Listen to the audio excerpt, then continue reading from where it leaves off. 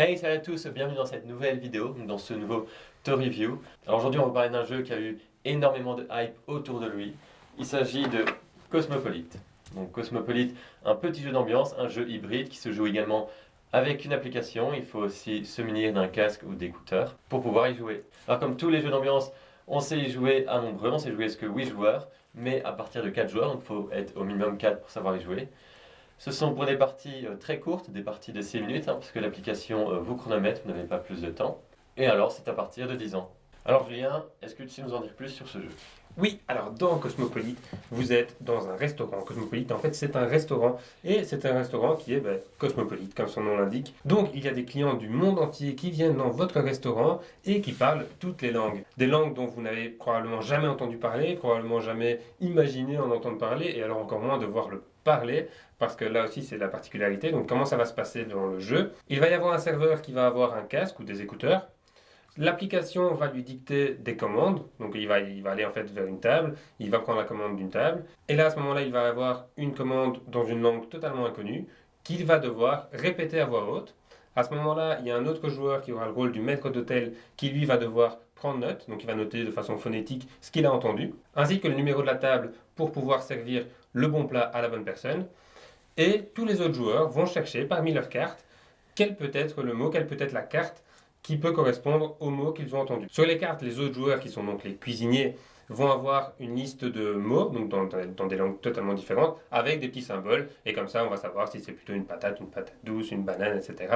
Bref, il y a plein d'éléments dans ce jeu. Et donc voilà, le but ce sera de servir un maximum de personnes, servir le plus de personnes, servir le restaurant entier dans l'idéal, dans un laps de temps assez court, 6 minutes comme Thomas le disait dans l'application, et assez rapidement chaque table, puisque chaque table va aussi un peu réclamer son plat si jamais vous n'avez pas trouvé les bons aliments en temps. Alors le rôle du maître d'hôtel peut sembler un peu anecdotique, mais en fait non, il est très utile parce que c'est lui qui va pouvoir après vous répéter les mots, vous répéter les commandes, puisque le serveur ne va pas aller à chaque fois redemander au client qu'est-ce qu'il veut manger. Le serveur peut le faire 2 fois, il peut demander 2 fois à une personne, il peut dire écoutez, je suis désolé, j'ai oublié votre commande, je veux réécouter ce que vous m'avez commandé.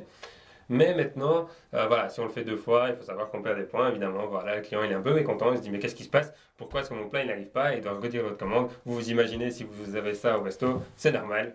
Donc c'est pour ça que le rôle du maître d'hôtel est super important. Donc vous l'aurez compris, on est sur un jeu d'ambiance vraiment marrant, encore plus pour le rôle de serveur. Parce que comme type de commande, qu'est-ce qu'il va avoir? Il va avoir par exemple babou blacheda pour de l'escargot, enfin voilà, c'est vraiment n'importe quoi. Parfois il y a vraiment des mots même composés qui sont difficilement compréhensible. Et donc pour le maître d'hôtel, devoir écrire quelque chose qu'il n'a même pas compris, et après les autres chercher ce mot-là qui ressemble un petit peu, c'est très très compliqué, mais c'est très très rigolo.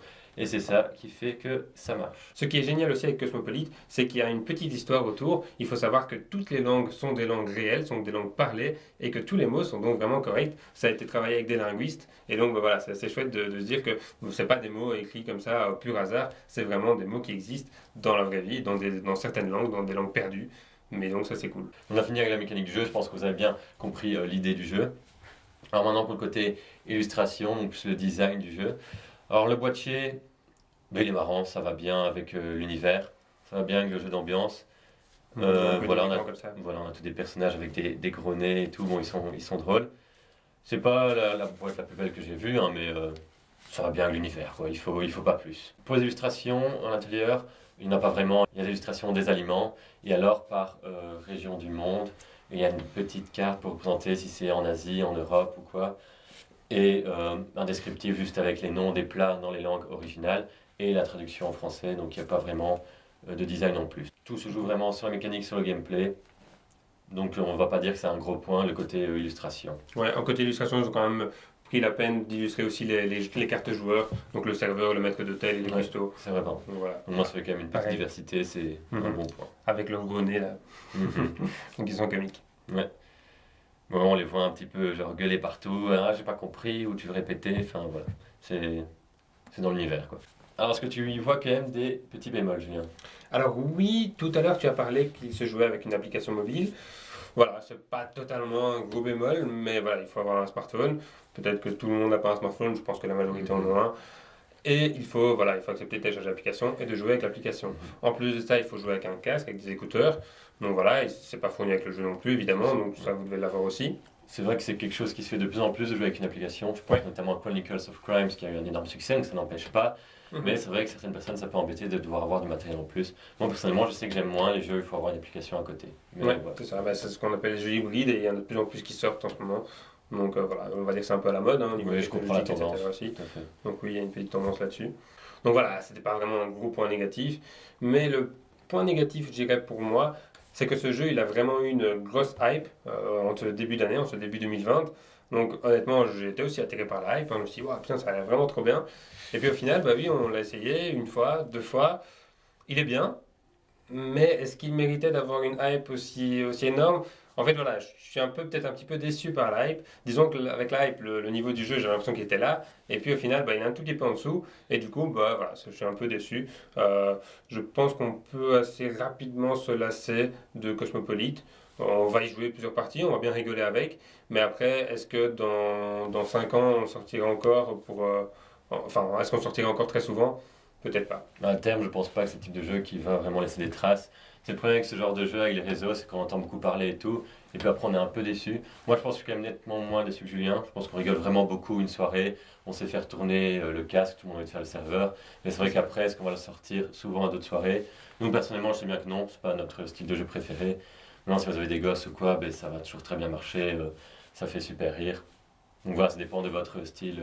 Ça dépend du style de joueur que vous êtes. Ouais, tout à fait, tout à fait. Après, par contre, un gros point positif de ce jeu, c'est vrai, c'est que la première partie, tout le monde a envie d'être le serveur, tout le monde a envie d'écouter et envie de répéter. Donc voilà. oui, ça c'est vrai. J'ai envie de dire, en un point fait, positif. vous pouvez vous assurer un nombre de parties égal au nombre de joueurs sans problème, et puis après, ça va peut-être commencer à être répétitif. Oui, après, voilà, il y a aussi des niveaux dans l'application, ça on l'a pas dit. Donc vous montez en niveau au fur et à mesure que vous accomplissez les niveaux, on va dire. Il y a un système de score qui vous permet de franchir les caps, les étapes. Voilà, et donc ça améliore quand même un peu la rejouabilité. On voit quand même qu'ils ont été Oui. allez, faire une recherche derrière. Ouais, c'est ça, il y a des cartes en plus qui arrivent en fonction des niveaux. On n'est pas arrivé au dernier niveau, je vous l'avoue.